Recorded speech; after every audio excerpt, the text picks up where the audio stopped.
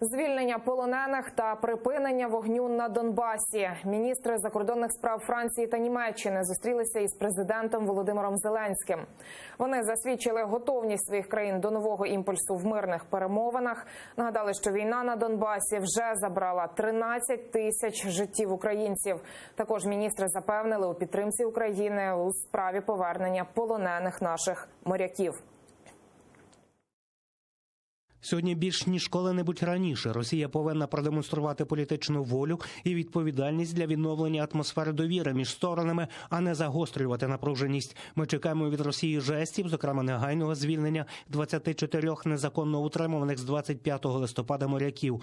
Німеччина і Франція стоять поруч зі сторонами, щоб сприяти відновленню конструктивної дискусії.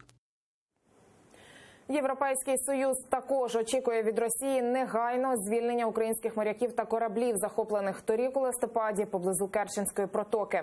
Як того вимагає рішення Міжнародного трибуналу з морського права, про це у Твіттері написало представництво ЄС при ОБСЄ.